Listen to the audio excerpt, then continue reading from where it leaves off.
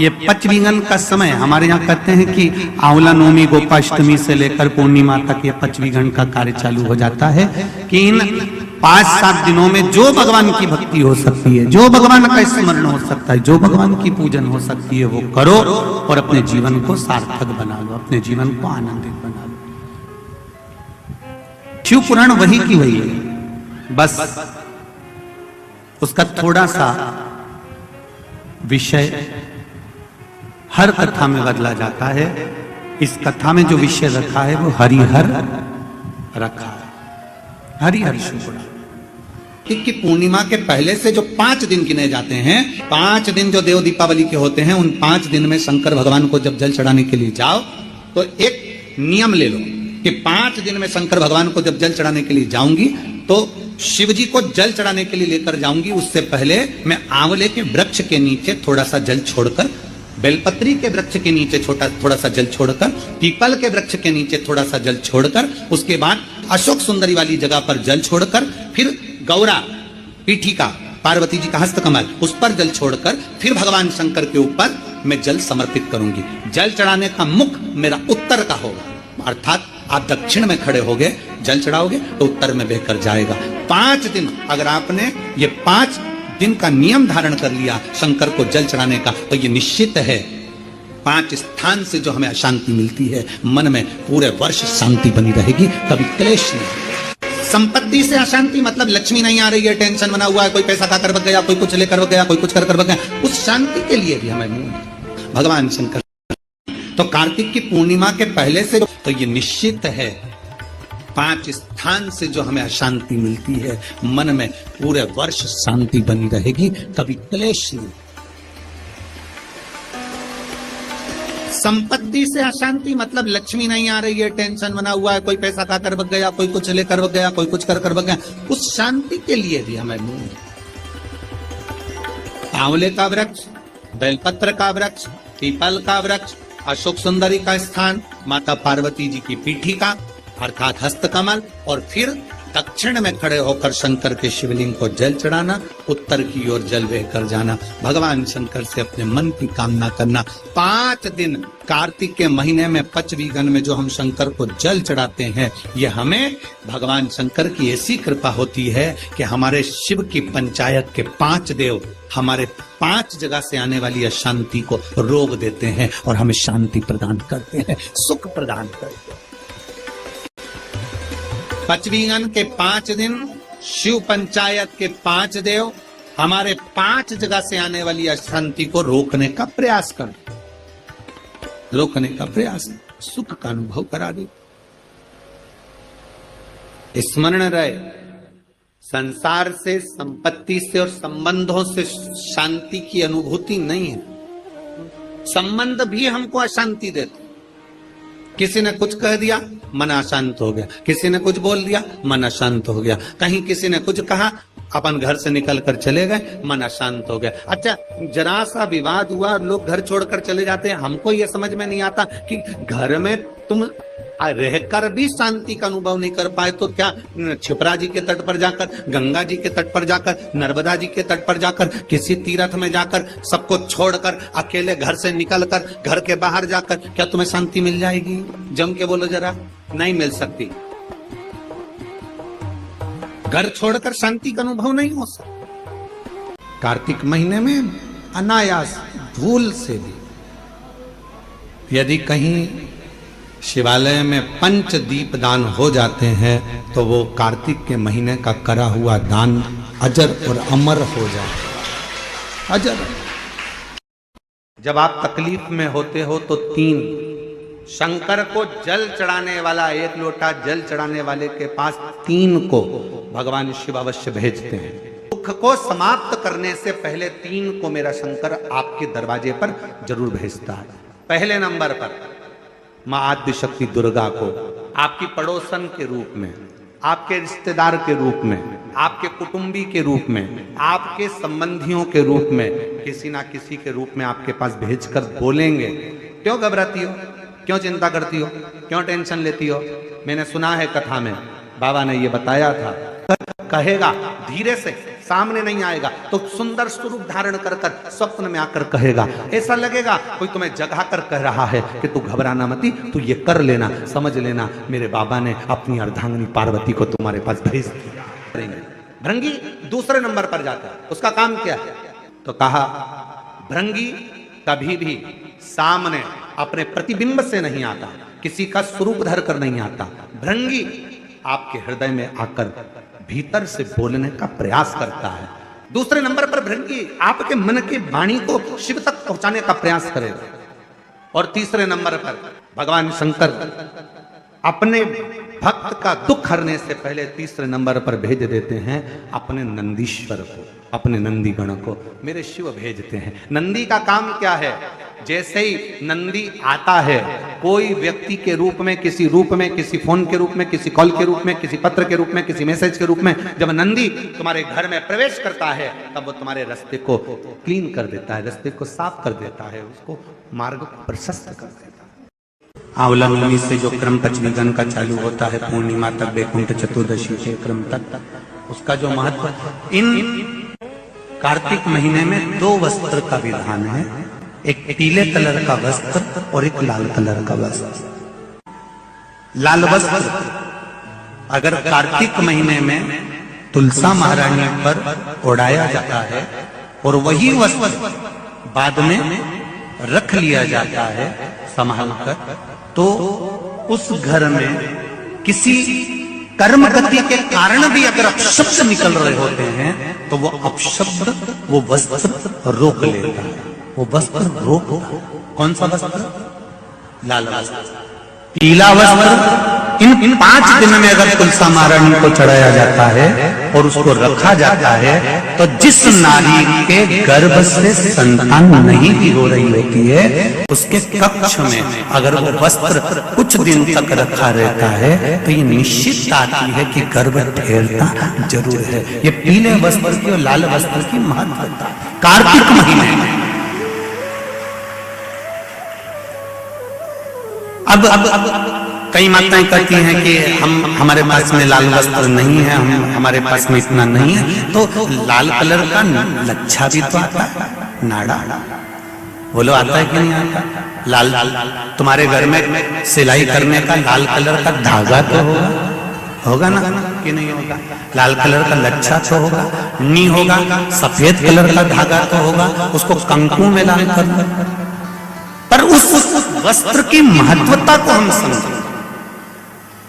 जैसे बांस की पिटारी में, ये तो तुम लोगों की परिभाषा है, आजकल की माताएं तो सुहाग का सामान प्लास्टिक की टोकरी में रख कर देती है, पर हमारे यहाँ नहीं लिखा कि प्लास्टिक की डलिया में सुहाग की सामग्री दो। हमारे यहाँ कहा कि जो वंश बढ़ावे, जो वंशकार होते हैं ना, बांस बनाने वाले होते हैं, वंशकार होते हैं, इनको तो तुम्हें रोज धन्यवाद देना चाहिए। जो बांस का टोकरी बनाते हैं, सुपड़ा बनाते हैं, बांस का सामान बनाते हैं। आज भी विवाह में हमारे यहाँ मंडप भी बांस का होता है। इस दामोदर मास में, इस कार्तिक के महीने में जो हम भगवान शंकर की आराधना करते हैं, जैसे मंदिर में या पंच वृक्ष के नीचे बट वृक्ष, आंवला, पीपल, शमी, बेलपत्र, ये जो पंच वृक्ष हैं, इन पंच वृक्ष के नीचे जैसे दीप दान किया जाता है, शिवालय में, देवालय में, भगवान के मंदिर में दीप दान किया जाता है, या अपने घर के अंदर या घर के बाहर प्रतिदिन दीप दान किया जाता है, तो कार्तिक महीने में अगर भूल से भी, कार्तिक महीने में अनायास भूल से भी यदि कहीं शिवालय में पंच दीप दान हो जाते हैं तो वो कार्तिक के महीने का करा हुआ दान अजर और अमर हो जाता है, अजर। बाती का महत्व क्या है? दीपदान का महत्व क्या है? दीपदान का महत्व किसको कहते हैं? दीपदान कैसे करा जाता है कार्तिक के महीने में? नदी में नहीं, कार्तिक महीने में दीपदान करा जाता है। शिव पुराण कह रही है, शंकर भगवान की कथा कह रही है, शिव तत्व कह रहा है। घाट पर गंगा का पानी, यमुना का पानी छोड़कर, दिया जलाकर, दिखाकर, पूर्व की ओर मुख कर कर, भगवान की ओर स्मरण कर कर, अपने पूर्वजों का नाम लेकर घाट पर दिया रखा जाता है, ना कि नदी में छोड़ा जाता है। अब तुम तो इतने खुश होते हो कि नदी में छोड़ दिया, मैया ने ले लिया। मैया से तो पूछो कि उनकी हालत क्या है। तुलसी जी में दिया लगाने चली, तुलसी जी के क्यारे के अंदर ही दिया रख दिया। तुलसी जी ने पवन देवता से कहा हवा चलाओ, मुझे आग लग रही है। आई तब तुलसी मैया हिली, इसको लगा कितनी प्रसन्न हो रही है तुलसी मैया। ये दिया लगा लगा के रखती, दिया फिर बुझ जाता, फिर लगाती, फिर बुझ जाता, हवा तेज हो जाती। कभी कभी तुमने तुलसी जी में दिया लगाया, हवा तेज चल गई, क्यों चली? क्योंकि तुलसी जी को लगता है ये क्यारे में रखकर जाएगी और मुझे आग लगा के जाएगी, थोड़ा दूर रखो, दूर। 22 तारीख, 23 तारीख को आंवला नवमी, फिर एकादशी, द्वादशी, प्रदोष, फिर उसके बाद में हरिहर मिलन, बैकुंठ चतुर्दशी, फिर पूर्णिमा। ज्यादा कुछ नहीं कर पाओ तो प्रयास करो कि इन तिथियों पे कम से कम एक दीप ऐसा जलाया जाए जिससे हमें समृद्धि, लक्ष्मी, वैभव प्राप्त हो। घर में भी जो दिए रखे जाते हैं, आपको पहले भी कथा में कहा, विष्णु पुराण मंगरूल पीर हमारे चैनल पर डली हुई है। अगर नहीं सुनी हो तो एक बार विष्णु पुराण निकालना, आपको आ जाएगी, उसको सर्च कर कर सुनना। संसार ने अशांति दी, संपत्ति ने अशांति दी, संबंधों ने अशांति दी, फिर अगली अशांति दी स्वास्थ्य ने।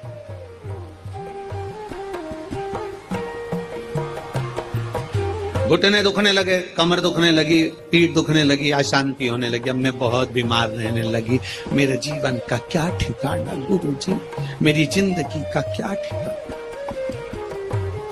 संसार, संपत्ति, संबंध,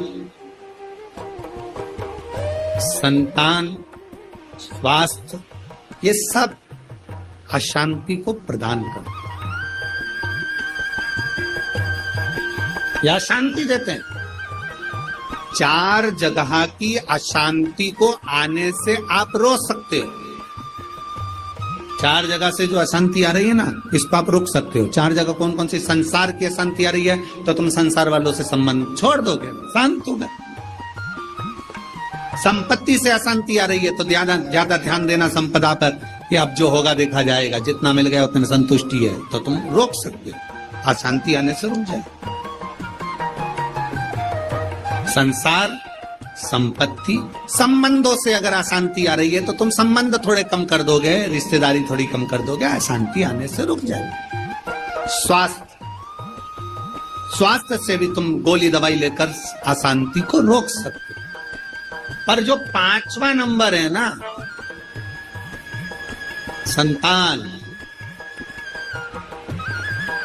इसको तुम कभी जिंदगी में नहीं रोक सकते। इसकी ओर से तो तुमको धीरे धीरे अशांति आती ही रहेगी। तो कोई महाराज तुमसे कह दे कि महाराज की मैं तुम्हारी बहू को अच्छा कर दूंगा, बेटे को अच्छा कर दूंगा, तुम्हारे बेटी को सुखी कर दूंगा, तुम्हारे जमाई को अच्छा कर दूंगा, तुम्हारे परिवार को अच्छा कर दूंगा। कोई तुमसे कह दे कि मैं तेरे बेटा बहू को अच्छा कर दूं, कोई तुमसे कह दे कि मैं तुम्हारी बेटी दामाद को अच्छा कर दूं, कोई तुमसे कह दे मैं तेरे पोता पोती को अच्छा कर दूं, कोई कह दे तुमसे कि तुम्हारे नाती पंथी को अच्छा कर दूं। ना ना ना, शिव पुराण कहती है 4 जगह से आने वाली अशांति को रोका जा सकता है, पर संतान की ओर से अशांति को रोकना कठिन है। ये कभी ना कभी हर 15-20 दिन, 1 महीना, 4 महीना, 6 महीना, 1 साल, 1.5 साल, 2 साल में कहीं बेटों की ओर से, कहीं बेटी की ओर से, कहीं जमाई की ओर से, कहीं बहुओं की ओर से, कहीं पोता पोती की ओर से, ये थोड़ा ना थोड़ा आता रहेगा। ये थोड़ा ना थोड़ा प्राप्त होगा। जब थोड़ा ना थोड़ा प्राप्त होगा तो हमारे भीतर अशांति फिर जाएगी। तो करे क्या? फिर क्या करा जाए? क्या कर सकते? उसमें 5 जगह में एक जगह संपत्ति भी कही, 5 जगह में से एक जगह संपत्ति को भी बताया गया कि जैसे संसार से भी अशांति प्राप्त होती है, संसार के लोगों में आप आप सोचते हैं कि मैं संसार में जितना रहूंगा, जितना सबके साथ में रहूंगा, उतना मुझे सुख मिलेगा, शांति मिलेगी। ना ना ना, स्कंद पुराण कहती है हो नहीं सकता। संसार के लोगों के लिए आप दुनिया भर का कितना भी सुख प्रदान कर दीजिए, किसी के लिए आप अपनी जान भी निकाल कर रख दीजिए, संसार के लोगों के लिए आप अपनी पूरी संपत्ति भी लुटा कर रख दीजिए, संसार के लोगों के लिए अच्छे से अच्छा वस्त्र, आभूषण, माणिक, मोती, रतन जो कुछ दे सकते हो दे दीजिए, उसके बाद भी संसार के लोग कहे बिना रह नहीं सकते। ये स्कंद पुराण कथा कहती है कि हमारी संपत्ति भी हमको अशांति देती है। शिवालय में जो दीप लगाकर चले जाते हैं, दिया रखकर चले जाते हैं, वो दिया ठंडा हो जाता है। जब वो दिया समाप्त हो जाए, ठंडा हो जाए, बुझ जाए, ठंडा हो जाए, वो दिया पड़ा रहता है। दियों को उठाकर एक जगह पर ले जाकर एकत्रित कर बाहर जहां जगह होती हो डलिया में, खोखे में, वहां रखो। उनको उठाकर एक जगह पर ले जाकर रख देने से जीवन में कभी विपदा की अगर घड़ी आती है, विपदा की घड़ी से मतलब होता है कोई बड़ा रोग आ गया, कोई एक्सीडेंट हो गया, उस एक्सीडेंट के समय पर एम्बुलेंस भी नहीं आई, कोई नहीं आया, आपने भगवान शंकर के सामने से रखे हुए दिए जो ठंडे हो चुके हैं, जले हुए नहीं, जो ठंडे हो गए, दीप में कुछ भी नहीं बचा, वो ठंडे हो गए, उनको उठाकर आपने अगर एक और ले जाकर भी रखा है, अगर कोई आपकी विपदा की घड़ी में खड़ा नहीं होता तो वो दीप जिनको आपने उठाकर एक और ले जाकर रखा है देवाधिदेव महादेव के मंदिर में, महादेव आपको उठाकर ले जाकर कहीं श्रेष्ठ जगह पर जरूर के मंदिर जाना, शिवजी को एक लोटा जल चढ़ाना, उस मंदिर से वापिस आना, मंदिर पर गए, आपके चरण में, आपके शरीर में, आपके कपड़ों में मंदिर की रज, शिवालय की रज, शिवालय का कंकर, शिवालय की धूल आपके शरीर में जब लगती है और वो धूल लगे हुए आप जब घर में आते हो, शरीर में कहीं ना कहीं चढ़ाए हुआ जल का छींटा लेकर आप घर में आते हो, या कहीं मंदिर के अंदर थोड़ा बहुत कीचड़ हो रहा है, गीला हो रहा है, उस कीचड़ लगे हुए पांव से, उस गीले पांव से आप अपने घर में आते हो, तो भी हमारे घर में आने से हमारे पवित्र घर का आनंद अपने आप बढ़ जाता है, उसका सुख प्राप्त हो जाता है। एक राजा के मन में आया कि लोग मरने के बाद कब्र के अंदर होता क्या है। जब व्यक्ति मर जाता है तो कब्र के अंदर रहता है, तो आखिर होता क्या है, मुझे मालूम करना है। राजा ने अपने नगर में सूचना पहुंचाई, पूरे नगर में, नगर के आसपास में सूचना करी, जो व्यक्ति मुझे बताएगा कि कब्र के अंदर मरने के बाद क्या होता है तो मैं उसको मुंह मांगा इनाम दूंगा। अब राजा में इतनी अकल नहीं थी कि मरा हुआ व्यक्ति वापिस आके बताएगा कैसे कब्र में से निकल करके हुआ क्या है, पर उसने सूचना कर दी, कोई भी व्यक्ति कब्र के अंदर सो जाए और मुझे बाद में आकर बताए कि कब्र के अंदर क्या हुआ। पूरे नगर में सूचना होगी। वहीं पर एक बहुत लोभी व्यक्ति रहता था, उसने मन में सोचा कि राजा कह रहा है कि मुंह मांगा धन, तो मैं उससे 20,000 सोने की मुद्रा मांग लूंगा और मैं बता दूंगा आकर कब्र में होता क्या। तो पत्नी ने समझाया, कैसी बात करते हो, जब तुम कब्र में सो जाओगे, मिट्टी ढल जाएगी तो मर जाओगे, तो फिर बताओगे कैसे। पति बोला कि तू चिंता मत कर, मेरे पास सारी जुगाड़ में सब कुछ कर सकता हूँ, बहुत जोरदार व्यवस्था करके मैं सारा काम कर सकता। तू काहे को चिंता करता, अभी तू देख, मैं सारी प्लानिंग करके अभी बताता हूँ। और राजा के पास पहुंच गया और राजा के पास जाकर उसने कहा कि मेरे पास सारी व्यवस्था है, सारी प्लानिंग है मेरे पास में, और मैं कब्र में सोने को तैयार हूँ। नगर के लोगों ने समझाया, पत्नी ने समझाया, रिश्तेदारों ने समझाया, बच्चों ने समझाया, ऐसा मत करो, मर जाओगे। उसने कहा नहीं, मैं तो 20,000 सोने की मुद्रा है। राजा ने कहा दिया, तो जा। इतने में वो कंजूस, लालची, गले में माला पहनकर शहंशाह बनकर जा रहा था, 20,000 सोने की मुद्रा मिलेगी। वहीं पर एक भिखारी आ गया, उसने कहा भैया मरने तो जा रहे हो, थोड़ा सा कुछ दे जाओ, मरने ही तो जा रहे हो, थोड़ा सा कुछ दे जाओ। हाँ, उसने धक्का मार कर कहा हट, दिख नहीं रहा 20,000 मुद्रा मिलने वाली, चल हट। तो फिर आ गया, भैया कुछ तो दे जाओ। इसको गुस्सा आ गया, नीचे पड़ा था कचरा, पेड़ की पत्तियां, उसने वही सूखी पत्ती उठा के उसके कटोरे में डाल दी, ले जा। और वो भिखारी भिक्षुक चले गया, इसको कब्र के अंदर सुलाया गया। इसने कब्र के अंदर जिसमें सुलाने वाले थे उसमें पहले से छोटा सा बारीक सा पाइप डाल दिया था, जिसमें से श्वास लेते रहूंगा, दिखता रहेगा। अब कब्र के अंदर इसको सुलाया, मिट्टी डाल दी। इसने सोचा था बचूंगा।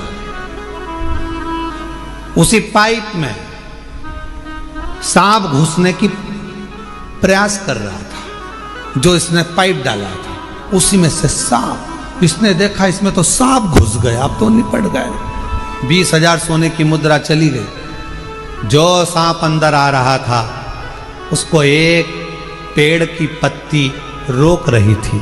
सांप अंदर आ रहा है, पत्ती रोक रही है। सांप अंदर आ रहा है, पेड़ की पत्ती रोक रही है। तब फिर कब्र को खोला गया, उसको राजा के सामने प्रस्तुत करा गया। राजा ने पूछा, अब बताओ कि कब्र में होता क्या है, मरने पर होता क्या है?